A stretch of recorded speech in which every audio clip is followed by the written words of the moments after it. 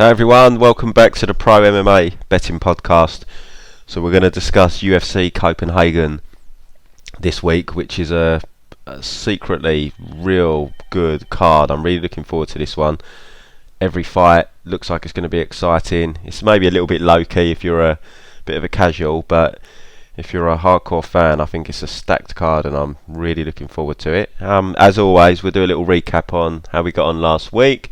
So we only had the one pre-bet last week. It was Sergio Pettis closing two-leg open parlay. The first leg was Michael Hunter in the boxing the week before for 2 units. Sergio Pettis to close it. He closed it comfortably. So took home about a unit and a half profit on pre-bets. Live betting, very rare week where we actually took a slight loss. We lost 0.4 units on live betting. Should have been in profit. We should have finished, I think, up about 0.8 units. We hardly made any live bets, which is really rare, but it just wasn't a good show for live betting in my opinion. There wasn't really many spots, hardly made any live bets. We did bet Brandon Moreno after round 1. I was 100% convinced he was going to get that decision. I'd even, on my tracker, put it as in the 1 status before the judge's decision was read, which I won't do again because I completely jinxed it. I mean, it was a push at the end of the day. We didn't lose money on it, but I thought he won that decision. So in my opinion, we should have definitely ended up in profit. But as I always say, there's no point bitching and moaning about a decision. You just got to hope they even out across the year. Whether they do or not, I don't know, but that's all you can hope for. So very small loss on live betting, but we're still in big profit for the year, guys. If you do bet £100 or $100 per unit, we're up over £10,000 or $10,000 in profit. So great return on your investment. I'm running a special offer for this week, £195 for a year's membership. Haven't done the conversion in dollars, but I think it probably works out about $230, $240 for the year. Maybe more like $230. So £195 for the year for your pre-bets and live betting. Guys, if you can take advantage of pre-bets, which you all should be able to, and live betting isn't so good for the American audience, unfortunately. But if you can live bet in America, then it's still a great offer to take up. But if you're outside America and you've got access to places like Betway, Bet365, and all these the high number of sites that offer live betting, it's free money, guys, to jump on. We've got a Discord chat going. We've got great camaraderie going on in there. We make money pretty much every week. All of our bets, guys, are third party tracked. I don't hide from losses. Everything is tracked. Below this video there's free links to all of our bets. They're also accessible from the website prommabetting.com. Now for this special offer, DM us or drop us an email before you make payment, because it's not been coded on the website. The website's got the normal rates, so DM or email us if you want to take advantage of this special offer. We aren't paper traders either. There's a lot of touts out there, you never see them post a bet slip. They're full of crap, guys. They're probably not even betting what they're recommending to their members. I post every bet slip.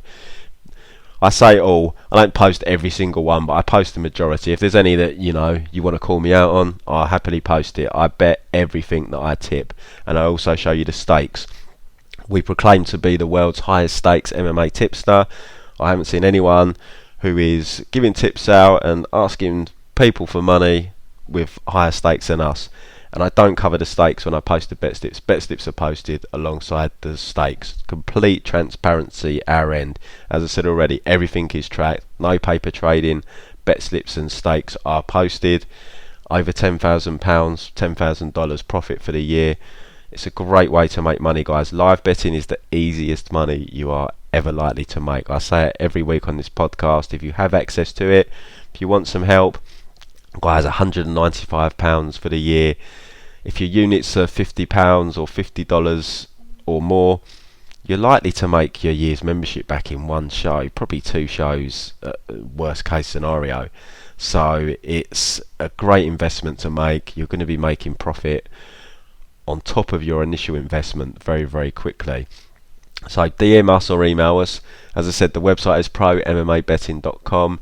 if you want to see all the bets that are tracked. They're also linked below this video, as I've already said, so you can see them all there. Everything is transparent as we come, guys. So we're going to talk about UFC Copenhagen. As I always say on this podcast, there's a lot of YouTube predictors out there, so I do this different. This is more of a betting spin. We look at the lines as we go through each fight. We look at fight goes the distance, inside the distance. Last week, I didn't discover the Marino Askarov goes the distance line until I was actually live doing this pod. And I said I was going to go away and have a good think about betting goes the distance, because it was like even money and it's a fight £125. It seemed a little bit crazy to me, and fight ended up going the distance. So I hope some of you guys jumped on that and made some money. Obviously, I don't give away what the bets are for members. You need to be a member to find that out, but I still give my prediction on every fight, break down every fight, and give you some hints and clues as to what looks like it's got value, what maybe doesn't, what I'd pay the juice on, what I wouldn't, and so forth. So we're going to start, as always, work our way from bottom up to top. It's going to be a really, really exciting card. I don't see there being many bad fights on this card. I think it's going to be great. So let's get stuck in, and we'll start from the very first fight of the evening. First, in the men's bantamweight division, we've got Jack Shaw taking on Nohelen Hernandez. I'm very familiar with Jack Shaw. As regular listeners will know, I'm a big bettor of Cage Warriors when we get lines. Cage Warriors this weekend, funnily enough, but not really anticipating lines. They've gone a bit cold on the lines, so I haven't taped it. But yeah, Jack Shaw I've seen a lot of. I know him really well. Kind of a bit like a Brett Johns. He's not the most athletic guy. Stand-up's a work in progress, but he's got decent takedowns and he's got good top control, good submission game. He's unbeaten as an amateur and a professional. I think about 25-0. I mean, he's never beaten anyone great, but he's got a couple of decent kind of names on his record. Getting a step up here into the UFC against Nohelen Hernandez, who's mainly a striker. He's got some pro boxing experience. Trains at, I think he's done this camp actually at Tiger, but he trains at AKA as well. I've done a bit of tape on Nohelen. I watched, obviously you've got his UFC fight with Vera. The fight, I don't think it's his last fight, it's a fight before that in LFA is available, where he won a decision. Got taken down a couple of times in that fight against, I don't think the guy he was fighting was that good. So I definitely give Nohelen the advantage on the feet, because Jack Shaw's striking is a work in progress. It's a means to an end really for him to get the fight to the floor. But I think Jack Shaw can get Nohelen Hernandez to the mat here. I just get this feeling that everyone's trying to fade Jack Shaw, and I predicted it. So I was chatting to a couple of the members that I give tips to, and I predicted this was going to happen before the fight, or when the lines were going to come out. I said Jack Shaw open a decent favourite and he'd get bet down, particularly by the Americans, because they're looking at Jack Shaw, they're saying he's not the most athletic guy, his stand-up's not great, and they're trying to fade him. Jack Shaw's ceiling definitely isn't as high as someone like Nathaniel Wood. They were both in Cage Warriors at the same time, same division, albeit Jack Shaw was fighting at 145 for a while. Now I definitely think Wood's got the higher ceiling because Shaw's athleticism and he's striking, albeit it's improving. I don't think it's ever going to be great. It's going to hold him back, and athleticism is just something, you've either got or you haven't. So, but yeah, I just feel like people are trying to fade Jack Shaw a little bit too early here. I've held off playing him, but the line is dropping. Did drop to -155. It's gone back to -165. William Hill, it's -160. I don't think that's a terrible line, to be honest. I'm a little bit hesitant because I do worry if he can't get takedowns and he's stuck on the feet, he's probably going to end up losing this fight. But I think he does get the takedowns, and Nohelen's takedown defence didn't look great. I mean, Marlon Vera did catch a kick to get the takedown in the first round and kind of forced him to the mat with punches in the second round, but he didn't look good on the bottom, Nohelen. And when I watched the LFA fight as well, didn't look great. He managed to reverse the guy. The guy mounted him, and Mount's always a dangerous position to take because you can get reversed quite easily from Mount. But I'm just not sold on the guy's ground game, and he's very good on top. So for me, I like Jack Shaw here to either win a a decision or to slap up a submission. And minus 165. I don't think it's going to get any better than that. I don't think that's a bad line, to be completely honest. The actual first fight is Brandon Davis against Giga Chikadze. I missed that one. Haven't really looked too much into this. It's just from a betting perspective, it's not a fight that I'm interested in. Giga has beaten absolutely no one. It's like the ultimate can crusher. I know he's got a striking background. It's full in glory. Good striker. But, you know, if this stays on the feet for 3 rounds, he probably wins. But can Brandon Davis implement some kind of wrestling strategy? I don't know. I don't trust Brandon Davis to wrestle here. That should be what he tries to do. It's, you know, look, if you're one of these that has to bet every fight, I think the value's on Giga, because I would not be shocked if Brandon Davis stands here for 3 rounds and gets that struck. And it's another short notice fight for Brandon. He's racking up the paychecks here. You know, if he loses this, he's probably going to get cut as well. Yeah, I'm going to go Giga because I don't trust Brandon Davis to wrestle. If Brandon comes in, fights smart, he can definitely win this fight. But if it is on the feet for 3 rounds, which will not shock me, I've got to go with Giga, and he's the one with a plus number, plus 120. So I'll pick Giga to win this. We move on to the Fight Pass full portion of the card now. No, in fact, I think we're still on Fight Pass, I think. I'm not even sure how many fights are on. Maybe there's 3. But yeah, I think Lando Veneta's on Fight Pass. That's really shocking to me. I think I've messed this order up actually looking at it. I think Brandon Davis is further up, but oh well, never mind. So next we've got Lando Veneta against Mark Diakase. I don't know why this is on Fight Pass. Like, for me, this should be on the main card. I mean, I don't know. I've really got no clue. But anyway, this is going to be a great fight. Whatever happens, it's going to be entertainment. It's going to be one of the best fights of the night. Lando Veneta, he's someone that's a real difficult for me to get a handle on. He seems to turn up for some fights and then a completely different fighter for others. Like, we all remember the trouble he gave Tony Ferguson on short notice. Probably the closest guy to beating Tony Ferguson on the I think it's like 12 fights in a row that Ferguson's won. Came out of nowhere in that fight. Then he had that spectacular win over John Makdessi. So, you know, we're thinking, like, who is this guy? And then he gets that struck by David Tamor. Has a draw with Bobby Green. To be fair, he would have won that fight if he didn't have a point deducted for, it was an illegal knee in round 1 when he had Bobby Green in all sorts of trouble. Then he lost to Drakkar Klose. Lost all 3 rounds. And then he had a crazy fight with Matt Favola where he just didn't look good at all. I mean, he was getting that struck in spells in that fight. I bet Lando in that fight and thought he was going to win comfortably, and no, he didn't. And then he's coming off the win over Marcus Mariano, who's absolutely terrible. I can't read anything into that fight. Lando has a problem with his cardio. You know, he goes all out and he does slow down as the fight wears on. He's very, very hittable. As good as he is offensively, he's there to be hit, and he marks up badly as well. But he's very tough.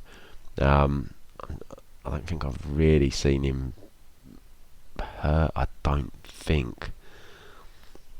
A real tough guy.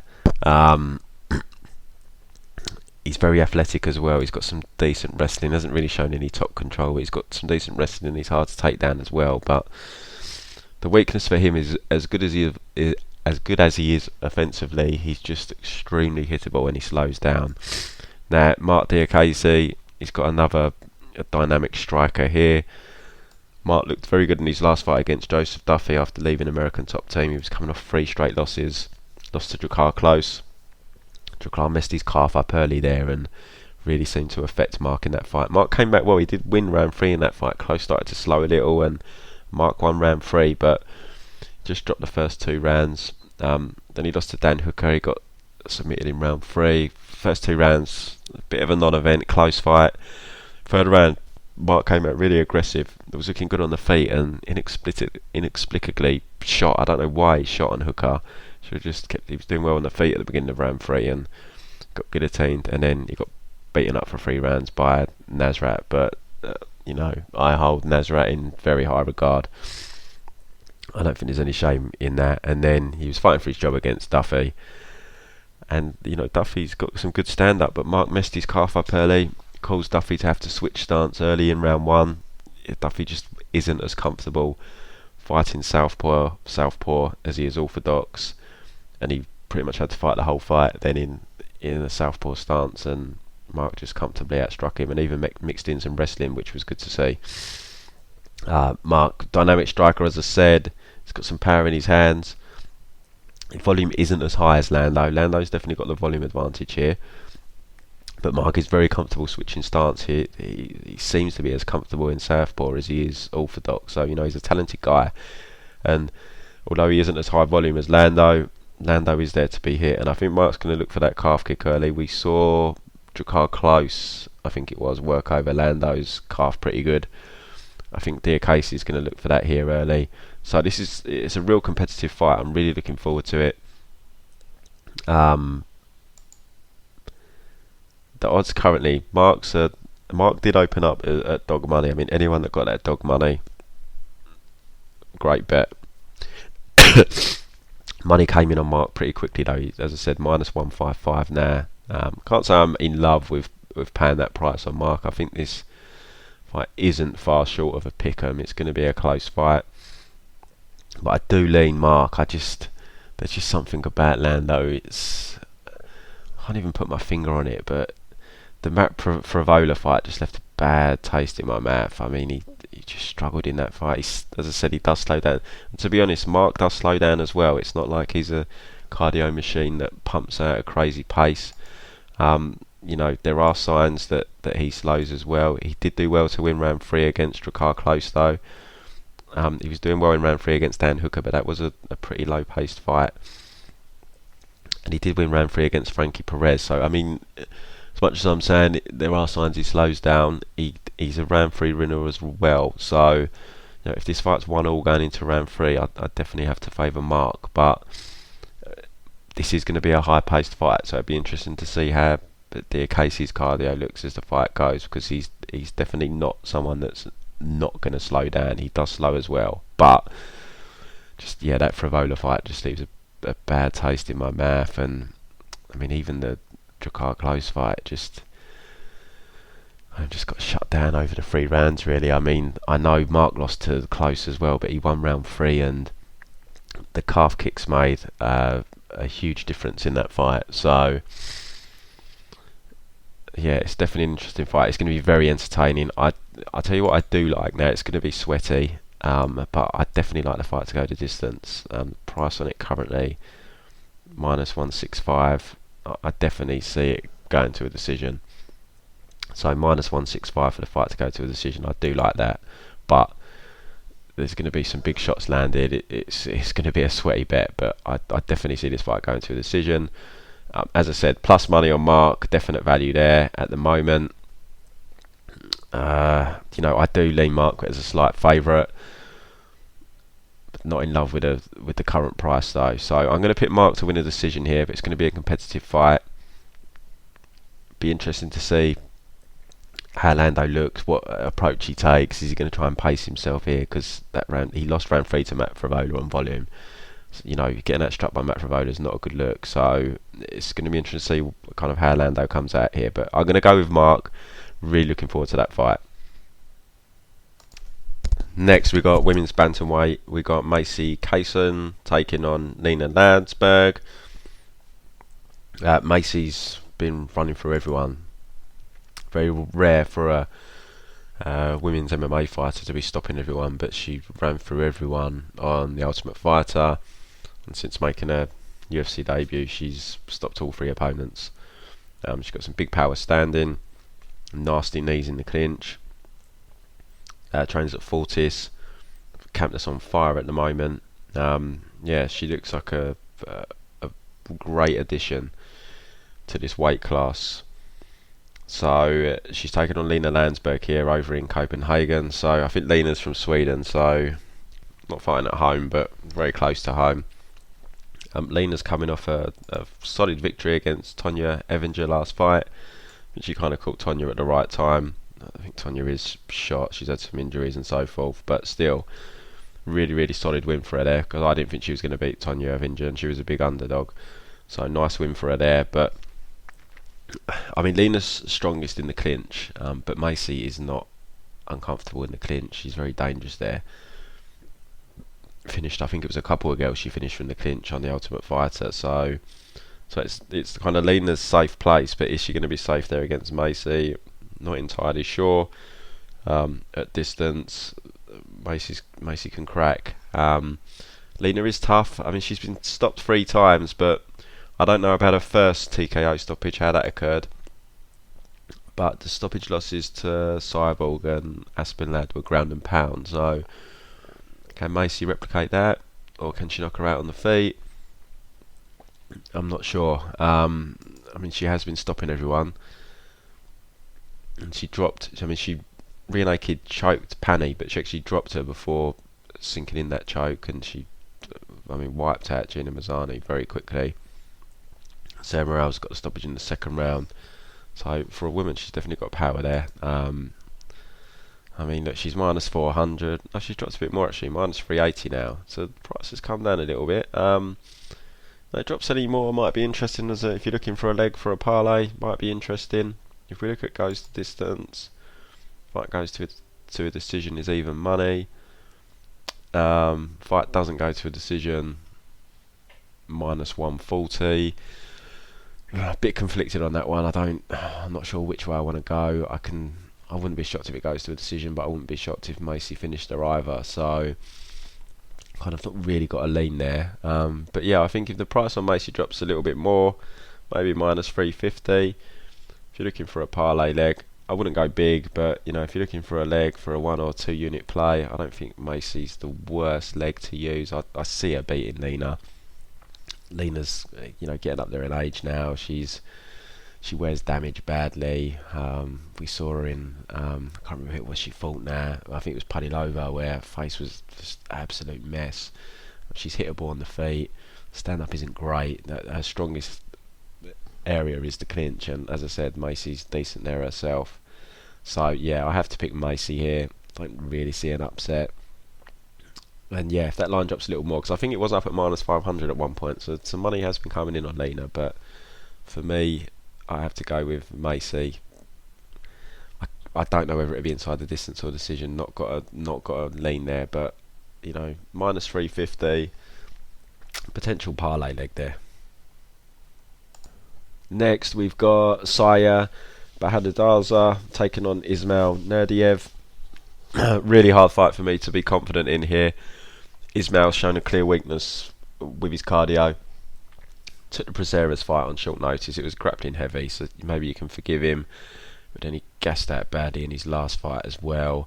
I think he just goes, he commits too much to his shots on the feet. It's kind of all or nothing with all of his shots. I mean, obviously there was grappling against Chance as well. He got grappled in that fight, but I'd like to see him a bit more disciplined on the feet in terms of, you know, just putting some shots out there, not trying to kill everyone with every shot. So I can't go near him, especially as a favourite. He's like minus 185 until I've seen him prove that he can fight over 3 rounds. You look at his record, there's a lot of round 1 finishes in there. 2 UFC fights, he's gassed badly in both of them. Siyar's a tough guy. He's never been KO'd. I know Milinda had him hurt, but he's never been KO'd. You know, he's been around a long time. He's got some power in his hands. Yeah, I can't bet. I mean, I think Ismail's probably going to win this fight, just because he's the better athlete. He's rangier. He's a lot younger. But I just can't get behind that. I just can't bet him. I can't bet someone with cardio concerns, hasn't proven they can fight for 3 rounds. Fight doesn't go to a decision, minus 110. Fight goes to a decision. Oh, these lines are flipped. Fight doesn't go to a decision was plus 130, which was interesting. Now it's minus 110. I'm not as interested in it. I did look at it, but even at plus 130, I mean, neither guy's ever been KO'd, and they both slow down. I'm thinking if, you know, it might be a war in round 1 if they both survive, and they both slow down going into round 2. It's always harder to finish when you're gassed, so it kind of put me off. But I think that is the best bet. If you, as I said, if you bet every fight or you want to bet this fight, I think if you can still get that plus 130, it's still at William Hill. Fight doesn't go to a decision. Probably the best bet on the fight. I wouldn't go big because neither of them have been KO'd. And they both slow down. So, but it's going to be a war on the feet. I don't see any grappling coming into it. I think Nordiev's got a good fight here in terms of his style, in terms of him being able to show off his stand-up. He's not going to have to worry about the grappling like he did with Prezeras and Chance. So, I was going to pick Ismail. Look, I think Ismail probably wins, but as I always say, this is a betting podcast. I have to go with where I think the value is, and I wouldn't bet Nordiev at minus 185. Siyar is plus 160. As a better, I'd have to bet Siyar. If I had to bet this fight, I'd bet Siyar at those odds. So I'm going to pick Siyar to win. It's going to be a brawl on the feet. It's probably going to get sloppy. They're probably both going to get tired. But I'll go with Siyar. Although, if you gave me even money or even Ismail minus 120, minus 130, I'd pick Ismail. But the value for me is on Siyar, so I'm going to pick Siyar here. Next, we've got Alessio de Chirico taking on late replacement Makhmud Muradov.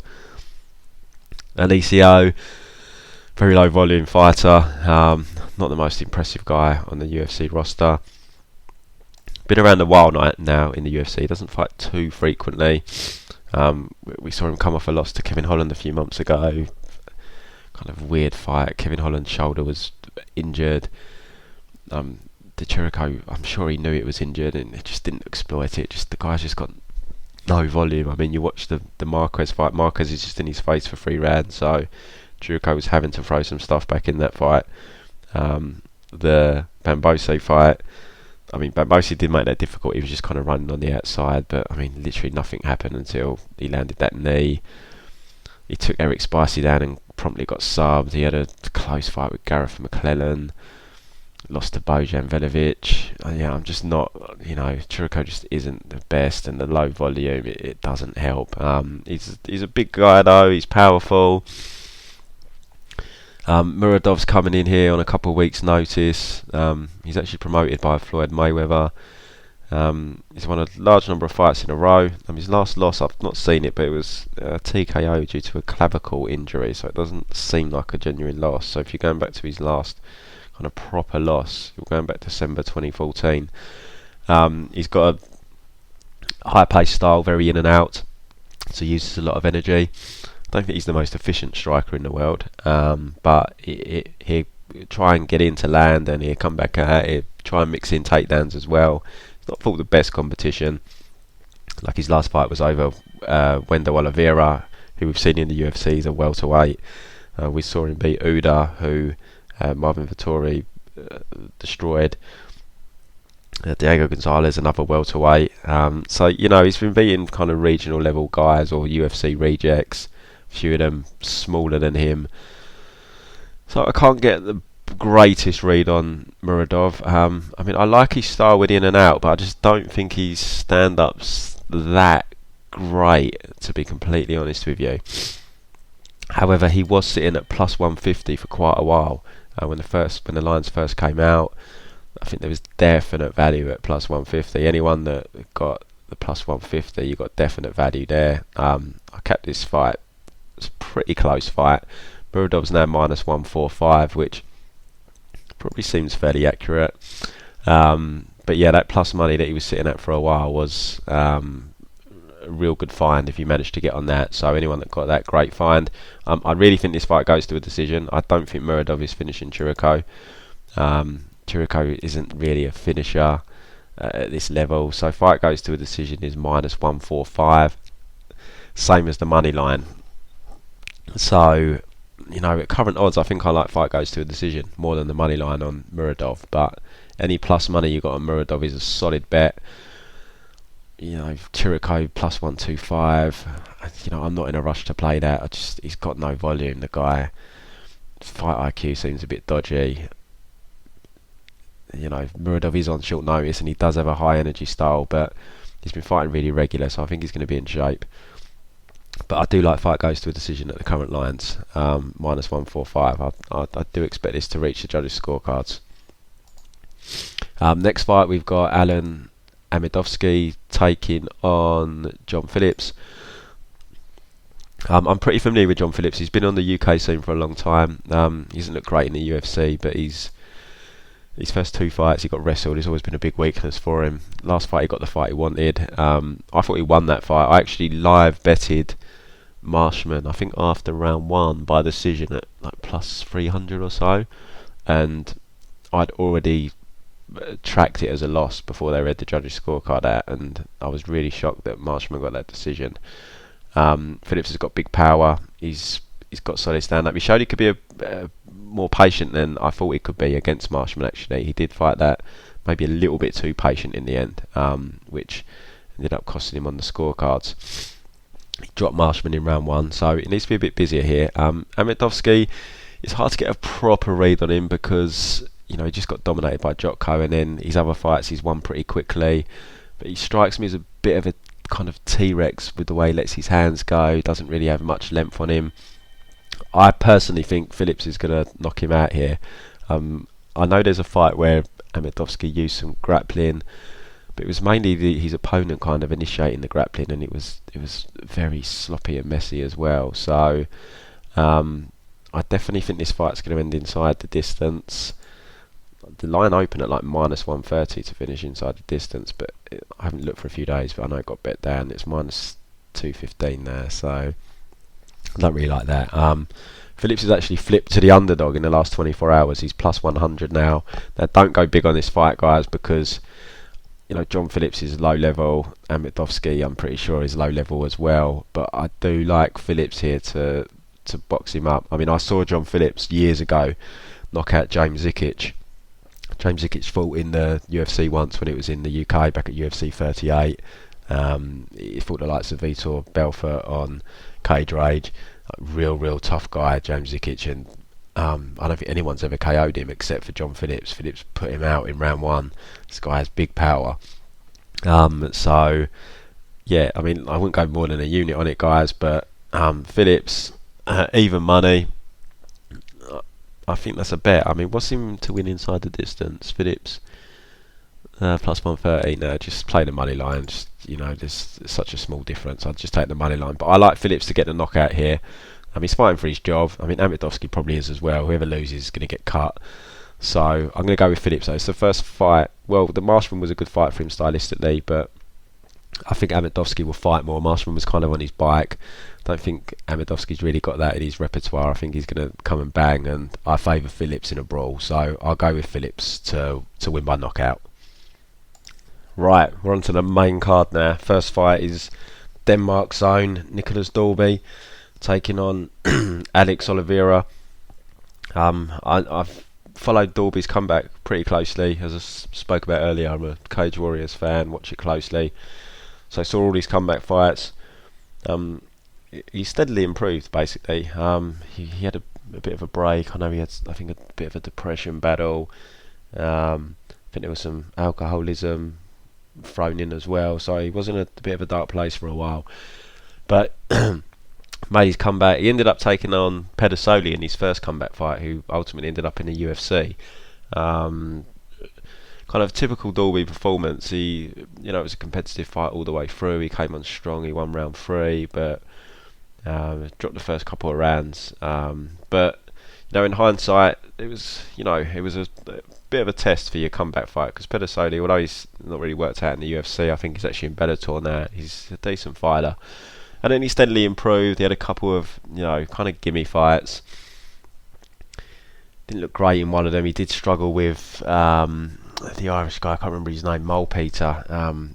He struggled with Mole Peter. Mole Peter does have some decent wrestling. But yeah, he really struggled with Mole Peter's wrestling. But he's just a high pace that Dalby sets. He's got great cardio. He just wore Mole Peter down and got the third round stoppage. But he did struggle with the wrestling there. He's coming off that. I mean, it's not a win, but first he beat Alex Lahore, just dominated him and knocked him out in round 4, I believe. Looked good on the feet in that fight, and then he's coming off the fight with Ross Houston. He was well on his way to winning that fight. And I've said this before with Cage Warriors. I don't know why they use that surface. They don't use like the canvas that will soak up blood and water and so forth. They use it's like more like a vinyl kind of surface, so if it gets wet or blood on it, it becomes all slippery. I don't know why they use that surface. And yeah, they both got cut, and there was just claret everywhere, and Makhmud ended up stopping the fight because the surface was unsafe. They were slipping everywhere, but Dalby was well in command. He was on his way to winning that fight. So yeah, he's steadily improved as he's gone along and he's come back. Still fights at a high pace, still has really good cardio, still has heart for days. What lets him down is he just doesn't really have any power. He's got a good head kick, but head kicks are quite low percentage. They're tough to land. Just in his hands, he just doesn't really possess much power, which is always going to hold him back. He's taken on Brazilian Cowboy, Wild Man. Came into the UFC as a striker, then turned into a wrestler, and kind of gone away from his wrestling a little bit lately. I think round one is very dangerous for Dalby because Brazilian Cowboy is a very solid starter. He's got big power on the feet. He's going to be fresh in round one. He's a powerful guy, and he's got decent wrestling as well. But I do see Dalby coming into this fight the longer it goes, so he's going to have to survive round one. I can see there being some tough moments, but the thing with Brazilian Cowboy is he's always going to do his best to lose the fight. He's going to do something stupid. I can see Dalby. This is an example of a fight where it's always hard to predict, but from a live betting perspective, it's probably a really solid live bet fight because I expect Cowboy to have a strong round one, maybe even hurt Dalby, might even finish him in round one. But as I said, the longer this fight goes, the more Dalby's going to come into it, and the more it's going to favour Dalby. I don't think Dalby's ever been stopped, has he? No, he's only lost via decision. He's a tough man. He's tough to put away. I kind of thought his chin was maybe starting to go because towards the end of that UFC run he was getting dropped in every fight, but ultimately he wasn't getting stopped. He was still making it to a decision. So I'm quite conflicted on this fight. I haven't pulled the trigger on Dalby. The lines come right down as well now. He's like plus 135. Brazilian Cowboy's minus 155. And it is a big step up for Dalby from who he's been fighting in Cage Warriors. He's back in the big leagues here. The Brazilian Cowboy isn't an easy fight for anyone. We saw him have a strong first round with Gunnar Nelson. Done really well on top of Gunnar Nelson. We saw him I'm pretty sure he won round one against Mike Perry. But Mike Perry came on strong. Gunnar came on strong in the second round. So, and Brazilian Cowboy generally these fights are very back and forth. He started strong against Anthony Medeiros. Medeiros came back into that fight. I think the broken nose really affected Oliveira in that fight. I think he was struggling to breathe and so forth. Affected his cardio. But like even the Carlos Condit fight, Carlos Condit won round one of their fight. It was just back and forth. He was getting taken down by Carlos Condit. It's so Cowboy's a tough guy to bet, especially as a favourite, because he's just hard to trust. You don't know what you're going to get from him. Dalby, he's going to fight for your money. He's tough. He's durable. He's very hard to put away. Very good cardio. I'm going to pick Dalby here to win. He's fighting at home as well. He's going to be hungry for this. This is his second chance at the UFC. He's going to want this so much. So, it's going to be a sweat if you bet Dalby. But I think he can edge this out over 3 rounds. It's not a confident pick, and I don't even think there's that much value in the line at the minute. Plus 135, plus 150. We're talking. Initially, before lines came out, I wanted plus 200, but I'm never going to get that now. But I'm going to pick Dalby here to win by decision. The decision line is plus 240. So look, if you want to have a bet on Dalby, I wouldn't go big. But if you want to have a bet on Dalby, I don't think. Say you want to do a unit on Dalby, I don't think it's the worst idea to do a unit, half a unit on Dalby money line, half a unit on Dalby to win by a decision at plus 240. I don't see him stopping Cowboy. He's not It's not really a finisher, Dalby. I mean, Cowboy is tough. So, I mean, normally I don't advocate those types of plays, but I'm fairly confident that this fight goes to a decision, and I think Dalby is going to win with a kind of comeback type victory. So I think if you split the bet, money line and Dalby by decision, I don't think that's a bad idea. So I'm going to go Dalby there to win his comeback in his home country. Next up, we've got OSP Ovince St. Preux taking on Michał Oleksiejczuk. OSP seems to me to be a fighter that's on his way out. He's 35 years of age, or 36 years of age now. His durability is definitely waning. He's been hurt in his last 4 fights. Latifi had him out on the feet and then locked up the guillotine. Tyson Pedro dropped him in their fight. Dominic Hayes knocked him out right at the end of round 3. It was gone down as a decision win, but he got knocked out. And then Krylov, actually I don't think Krylov hurt him, did he, on the feet? But he just gassed after a round against Krylov. He was trying to wrestle him. Krylov kept getting back to his feet, slowed down. So, you know, there's a lot of signs here. The chin seems to be going, the gas tank seems to be going. You know, the one thing we don't really know about Michał is his ground game. We've not really seen it yet. OSP is good on top. He's got that Von Flue choke he's very good at. We saw him armbar Tyson Pedro from top position as well. So he's dangerous on top. So Michał needs to be careful here, but Michał's tough. We saw him take some big shots from Khalil in round 1. Never phased him. He works the body really well. We saw him do that to Khalil. We saw him stop Volante with body shots. He's got good timing on his punches. We saw when he took on the last guy he beat, who was Antigulov. I mean, Antigulov was just kind of running at him, and he was just timing him with uppercuts, like real nice shots, and just dropping him with every shot. You know, he's got power in his hands. He works the body well. His cardio's decent. I just think it's a tough fight for OSP. OSP's got a shot in round 1 if he can get him down, get on top. As I said, we've not really seen that ground game, so who knows? And OSP's a big guy, but as long as Michał survives round 1, he's got the cardio advantage. He's going to work OSP over, I think, and maybe even get the late stoppage here. So I'm going to go Michał. The money line currently, it's not really moved. I'm surprised he's not a bigger favourite, to be completely honest. I thought he was going to end up getting bet up to like minus 300 territory, but it's kind of held around minus 230. He was as low as minus 200, minus 210 at one point. But yeah, I like Michał there. I don't think, if you're looking to make a parlay and you need another leg, I don't think Michał's the worst leg. And you can always hedge, I think, OSP. The line's not out yet, but OSP round 1 or OSP submission is a decent hedge if you're that way inclined. But pick is Michał there for me. Next up, men's light heavyweight division, Ion Cutelaba, Khalil Rountree. Tough fight to call this one for me. Both, I don't trust their gas tanks. Khalil, yeah, he looked great against Anders, but it was all one-way traffic. Anders wasn't giving anything back to him. Still looked to me by round 3 that he was slowing down, but Anders had nothing left at that point. So I'm still not sold on his cardio. Khalil is still very muscular for the division.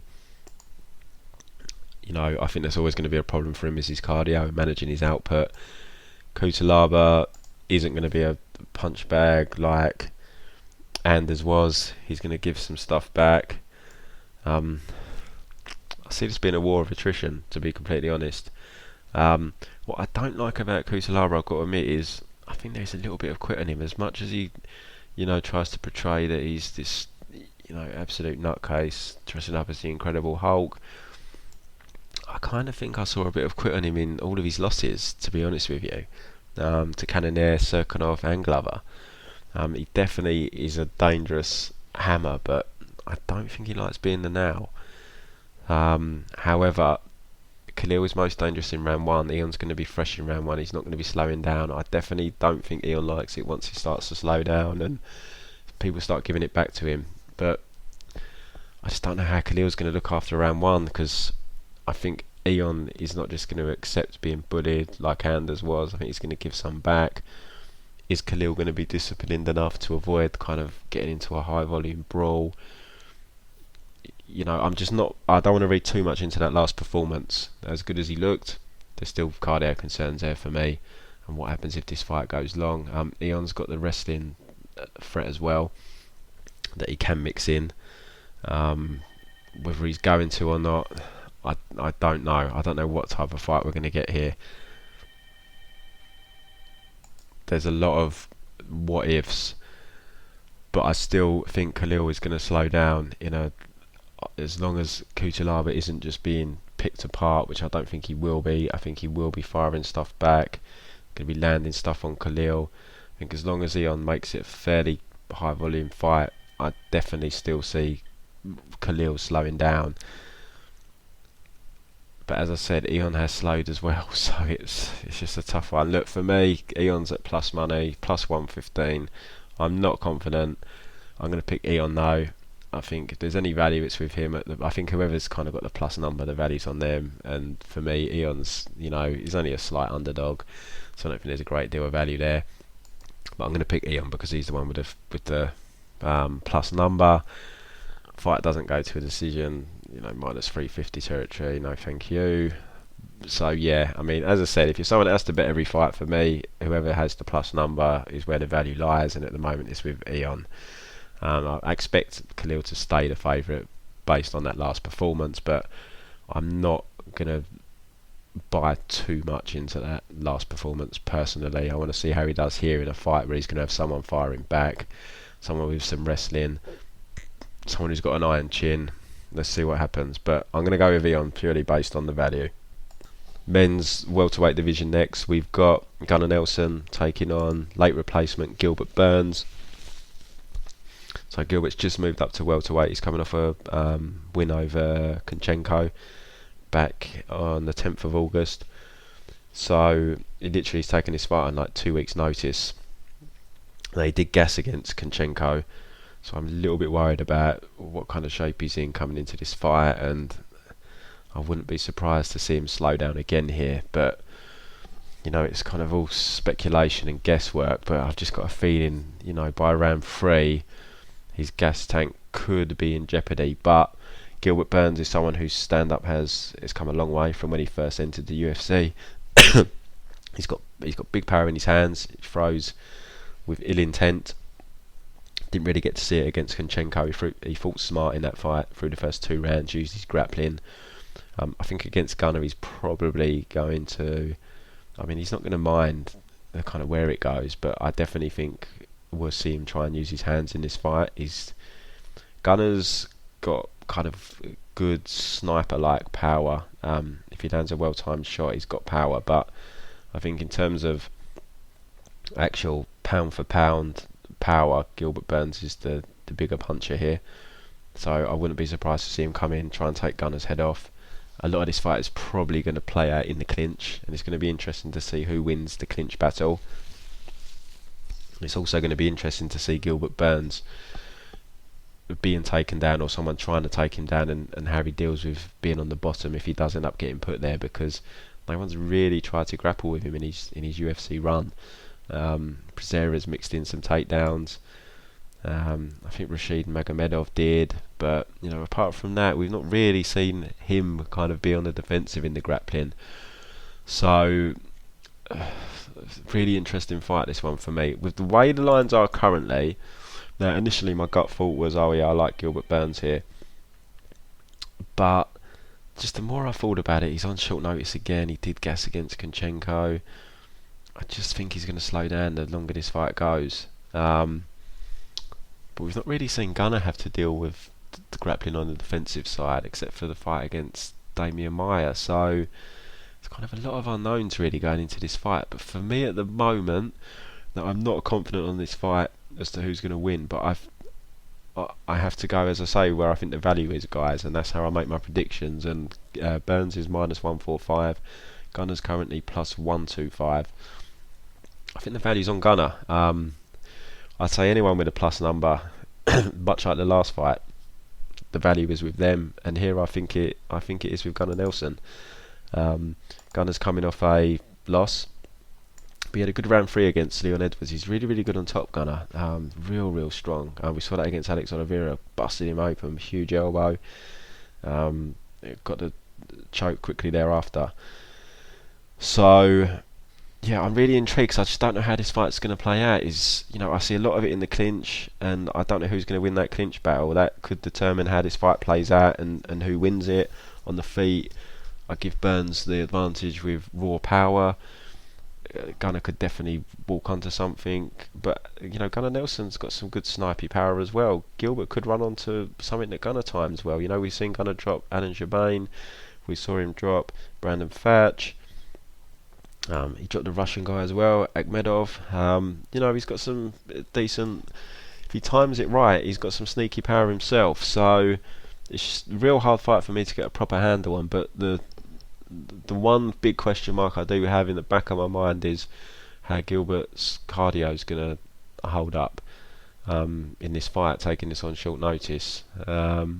So really looking forward to it. It's not a confident play, but I'll go with the value. So I'll look at the plus number for Gunnar Nelson at plus 125. Fight goes to a decision. Now I've said that plus nearly minus 200. I think it does probably go to a decision, but I'm not paying that juice on that. So I'm going to go with Gunnar here, probably to win a decision in a back and forth exciting fight. Co-main event, rather surprisingly, but I guess Madsen is Danish, Olympic hero, Greco-Roman background. He's taken on Danilo Belluardo. There's not much to talk about here. It seems like a horrible fight for Belluardo. He's a kind of grinder wrestler type himself. He's taken on an Olympic medalist here. It doesn't seem like it's going to end well for him. Doesn't have the best stand up. And what I will say from doing some tape on Madsen is he's still raw. He's 35 years of age now. He's only had 8 fights. I watched his fight with Lashet in Cage Warriors, and you can see he's still pretty raw. Stand-up's a big work in progress. His top control didn't look the greatest either. You could see he was still trying to work on his kind of timing, because remember, he's a Greco guy. He's not a freestyle wrestler, so he is more about body lock takedowns, and we have seen that the Greco kind of background doesn't transition as well as freestyle to MMA. He's not a big finisher. He's got a finish in his last fight, but I think the guy was like 0-0. The 3 fights prior all went to a decision. He does throw with some power though. I think he's a southpaw. I think he's got some decent power in that left hand. Uses it to close the gap and hit the takedown. Did end up getting his back taken in that fight as well. In Cage Warriors at the end. Was a little bit of a spot above her. So yeah, he's still raw for me. He's sitting at minus 600 for me, which is I'm passing on that. A lot of pressure on his shoulders here as well, but Belluardo, as I said, stylistically it seems like a real tough fight for him. The Joe Alvarez fight, he got swept and then finished real quick. Not a great look. He's been KO'd or TKO'd in all of his losses. So that's a bit of a worry. You look at his amateur record on Sherdog anyway. There's 3 fights listed. 2 of them he got finished in. Another TKO, and there was a submission in there as well. So I don't think he reacts too well to punches. So who knows? I said Madsen's a bit of a decision guy, but there might be a little bit of value in him winning inside the distance here. Let's see what the line is. Oh, plus 100. Not really. I thought we was going to get a bigger number than that. Not much I can do with this fight, guys. I picked Madsen, but minus 600. That's a pass from me. Main event of the evening: Jack Hermansson taking on Jared Cannonier. Now, I'll let you into a little secret here. I put 500 quid on Jared Cannonier before I done tape. Lesson learned: always do tape before you put a bet down. I don't know why I done it, because the line's held. It's not that the line was going anywhere. And yeah, after doing tape, I've come away and I'm not particularly fond of that bet. Jack looked really good against Jacare. He took Jacare down a few times. He done well on the feet. Kept the jab in his face. Kept really high pace for 5 rounds. I think my thought process was that I had in my mind the David Branch fight where Cannonier stuffed the takedowns, which he did, but he was still getting taken down, but he was just getting up against the fence. Branch couldn't secure like his back control properly, and the thing as well is Branch started to slow down about 3 minutes into that fight, and that's not going to happen, I don't think, with Hermansson. He showed against Jacare can fight at a high pace. He took Jacare down in round 5 as well. I mean, Cannonier did survive against Glover. He was underneath Glover for 3 rounds. He was underneath Jan Blachowicz for parts of their fight. He survived that as well. He's shown he's not an easy guy to put away on the floor. And they were like heavyweights, and he's fought at heavyweight. I mean, the guy's transformation is nuts. 265-pound heavyweight, and he looks like a different person now fighting at 185. So he's going to be very strong. He's got power in his hands. We saw that he's the only guy to put away Branch with actual strikes. I think Branch's other KO losses were a slam and I can't remember what the other one was, but it wasn't from he wasn't like drop standing up. So the guy's clearly got power. He looked quite good against Anderson Silva as well while that fight lasted. Fought pretty patient, but he was winning the first round. But yeah, it's the grappling of Hermansson that's the issue here. He does train at the MMA lab now full time, Cannonier, as opposed to when he fought Glover and that, and he was out in Alaska. I think he was like training part time. So he's definitely shown improvements in that Branch fight. He has learnt quickly, but he's 35. It's not like he's a young gun either. So yeah, I kind of regret that bet. I've got to be honest. I'm not in love with playing Hermansson at his current price either, to be completely honest. Just because Cannonier can crack. He's shown that he is difficult to finish, even though Hermansson does seem to be a dangerous guy on top with finishing. Cannonier has shown to be tough to put away on the floor anyway.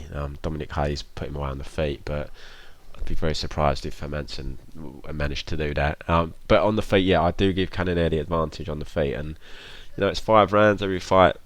Every round starts standing. But yeah, I'm not in love with a Cannonier bet, I've got to say. What I wanted to look at is Hermansson decision, just to see how high that is. Hermansson decision plus 425. Look, it's not a big bet, but if you want to bet the fight, Hermansson inside the distance minus 155. I don't really see any value on that, but as I said, he survived under Glover for 3 rounds. I don't think that's a terrible stab. Plus 425, Hermansson by decision. Don't go big on it because it's priced like that for a reason. But as I said, Cannonier has shown to be a durable guy when he's on the bottom. But Hermansson is a bit of a different beast on top, it seems. Cannonier to win inside the distance is plus 255. Yeah, look, if you want to stab him, you might as well just stab the money line. 0.5 difference, and crazy stuff happens.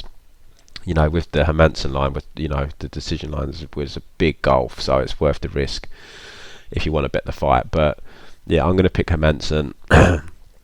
Do regret my bet. I don't think I'm going to be able to buy out of it either, because if anything, I think money would probably come in on Jack. So I'm stuck with it. So yeah, all I can do is hope Cannonier can crack him. So yeah, that wraps up the card, guys. Good luck. As I said early on, £195 for the year for this week. DM us or email us info@prommmabetting.com. You're more than likely to make that bet as long as your units are £50 or $50 or more per unit. You're likely to make back that initial investment in us over 1 or 2 shows. It's easy money, guys. If you can take advantage of the pre-bets and the live betting, come and join the team. We're making money most weeks and all bets are tracked. Like I say, we are the most transparent tipsters out there. I am as transparent as can be. I don't hide anything. Bet slips are posted, stakes are posted, everything is out there in the open for everyone to see.